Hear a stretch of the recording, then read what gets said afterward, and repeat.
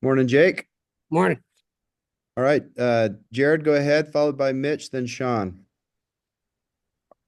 Jake, I asked both A-Rod and Jay Hill this, and I'm kind of curious from a player's perspective about how offenses and even defenses are tweaked. I know they do the self-scouting and really break things down. What's that like seeing those little tweaks, those little adjustments that both sides make as a player? Yeah, it's fun. It's the game within the game, right? I mean, we just try to make sure, like, when it comes to self-scout, tendency is the big thing. And so we're doing everything to break those tendencies, everything to run a play off of a play. We'll run a run play that has this sort of formation, this sort of action, and then a pass play or a play action off of that. It's fun. It's super fun. I love it. The X's and O's, the ins and outs, the game within the game is what I love about football. So it's awesome to see that, unfold from both sides of the ball. Getting surprised by our defense when they do some really creative stuff. Jay Hill has some really creative stuff. And then offensively, when we get something working like that, it's super, super fun. A-Rod was also just talking about situational work and how that's a big thing here in spring, how you guys are spending a lot of time doing, specifics. It's 2nd and 10 or it's 3rd and 3 or you're in the red zone, things like that. And then you're able to compete. How much more fun does having that situational approach, does that make spring camp? Because it can be a grind this time of year.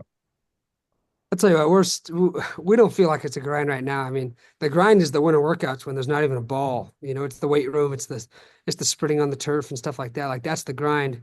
But when there's ball in the field, man, we have so much fun as a team. It's just this group of guys is incredible to play with. I love playing with them all. But the more competition you add, the harder guys are going to play, and the more fun it ends up being. And so when we set clear like situations, and we know like, oh, it's 3rd and 3. If we get the first down, offense wins. If the defense stops them, obviously defense wins. And so you get a lot more energy off of that. Offense gets their first down chance going, and defense gets all riled up whenever they make a play. So it's fun. How is this, first off season experience where you're the clear cut number one quarterback? How has that allowed you to grow even more in the position? Yeah, it's totally a new dynamic for me. One thing I try to do is like it's still the same mentality, right? Still got to get better. Still got to push the envelope and still try to master the details of the game. And I feel like I'm doing a great job. Like I feel like the next level of the thing I told somebody the other day, like the first year in this offense, you're getting your GEs done. Your second year is you're getting your degree, and your third year you're getting your master's. And so I feel like that's where I'm at with this offense, where it's like the master's program where you can major in these specific little details and dial them in perfectly, and it's been a blast. And so it's so fun to be able to pick up on all the little stuff, be able to have a little more freedom. Like the other day in meetings, A-Rod's like, "Hey, I'm gonna give you green light. If you want to make that check, make that check." And so it's nice to have that kind of leash from A-Rod get a little longer, but at the same time, it's like, it's still gas, foot to the pedal. Like we're still getting better every day. We still gotta push ourselves. I gotta find ways to push myself without being in a competition, and that's always to beat the defense. Go ahead, And just to Todd. follow up on that, along with trying to, beat the defense, what other areas are you trying to push yourself, whether off the field and on the field while competing? Yeah, I mean, like one thing, like we look at these little stats at the end of the year, like part of our self-scout deal. We look at all the little stats that we line up in and how it works like that. And we know that if we, raise our touchdown percentage in the red zone, we go from, a pretty good offense to a really good offense. And then if we raise our, third down numbers, and then we get more, if we play a little faster, we get one more possession in the game, like, and then we use our percentages now, we end up being possibly an elite offense. And so that's the stuff that I'm looking at. I'm like, okay, it's not like it has to be these big, revolutionary ideas to improve this offense. It's getting a little better at all these little things. And a lot of that is situational football. And so that's why I love the way we set up our practices is there's always something in mind going into every drill. And that's exactly what a game is, right? You don't ever go out of a game and just run base downs, and you don't ever just go run 3 first downs in a row or 5 or 6 first downs in a row. It's always about situational football. So that's why I love the way we structure these practices. Like we'll do a second down play it, we'll do a red zone play it, and A-Rod's calling the plays in the headset and off of a call sheet. And so like that kind of stuff makes it super fun to be like, okay, this is the situation we're in. This is right now it's 3rd and 3 on the 8 yard line, like, and we're driving red zone. We get the first down. Now we got to score. And so that stuff is super fun for me because it just gets you thinking about the situation and being better in situational football because that is football. Go ahead, Sean, then Jake. Yeah, Jake, we were just talking to A-Rod a little bit, and he mentioned Carson Ryan has already emerged as kind of one of the top playmakers that you get to work with on this offense. You guys are getting the ball to him. I think he said every day, like you're trying to get the ball to him every day in practice. Just what have you seen from him over I mean, he's only been with you guys for a couple weeks, couple months, I guess, through conditioning and all of that. What have you seen from him where he's kind of emerged for you guys so quickly? Dude's a stud, man. He's a heck of a ball player. I love throwing him the ball. He does a good job in all aspects. He's a well-rounded tight end. I mean, he does it all, and he does it all really well.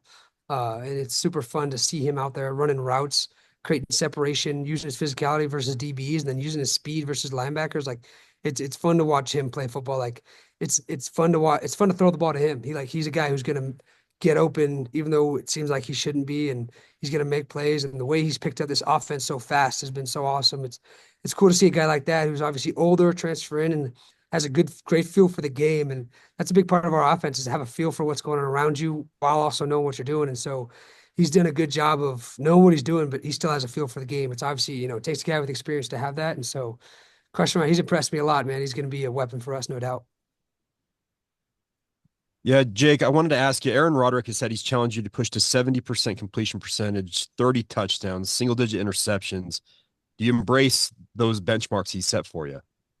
Yeah, obviously, like that's the goal. It's one thing that I pride myself in is, every camp that I've been at BYU, I'm always like in our exit interview, whatever it is, I'm asking, what do you need me to do next? What do you need me to do next? And whatever that is, whether it was a backup role when I showed up or whether it was the starting role when I, emerged as the starter.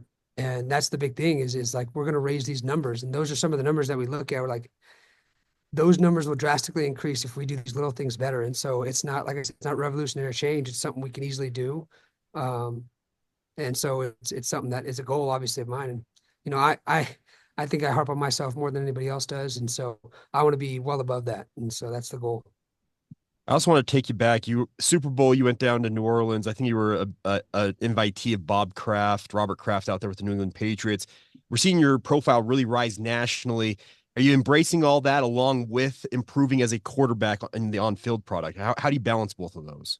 Yeah, part of that is I got to meet some really awesome guys, and like, I got to chat with Eli Manning, Archie Manning, and Tom Brady, and like these guys are just the dudes, right? And so I got to talk to Tom, and I just asked him, I say, what would you tell senior year you at Michigan? He's like, dude, you're never done. You're never arrived. Like, you just keep getting better. Just look for ways to get better constantly. Just constantly find the next edge, the next tweak. And the more I've done that, the more I realize is there's always another tweak, another tell, another key, another, something that you can pick up on, whether it's reading a defense, whether it's throwing the ball, whether it's getting through reads, understanding blitzes, understanding coverages, like all of that stuff is ever improvable. Like, and so being able to talk to a guy like that, talk to dude, I mean, it was an awesome weekend for me. The game was cool, but everything surrounding it was way more awesome. I got to go for the Unity event with Robert Kraft, and that was super fun, super eye-opening. Got to talk to some really awesome people. Greg Joseph, who was, I think, is the only Jewish guy in football in the NFL, and some other people, around that area. And so it's super cool to just connect with those guys. All right, Matt, you're next. Keelan Marion's a guy that keeps getting brought up as a leader and an emerging playmaker. Where have you seen growth from Keelan from last year to now? The dude has just mastered this offense. It's so impressive to watch. I mean, he's yelling across the formation to make sure our formation is right. Like my job, like make sure our formation is right. He's yelling at the receivers across the field from numbers to numbers, making sure we're right. Like, it's just impressive the way he does that. And he's a great leader, man. I mean, guys follow him. He's one of those dudes that, is a tough guy he's going to fight for you. And if, he's going to make the plays, he's a game time guy. He's a dude who's never going to shy away from the moment. He always, raises to the occasion. A lot of times people say, like, you fall back on your practices, but that guy raises to the occasion always. Like, he is an awesome dude to be around in those high pressure situations because he's ready to make the play.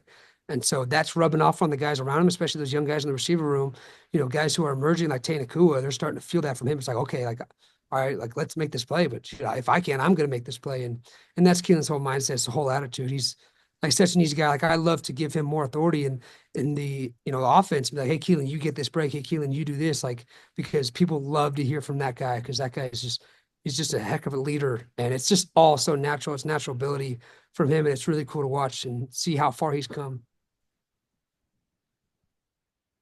Okay, great. Doesn't look like there's any other questions. Jake, appreciate your time.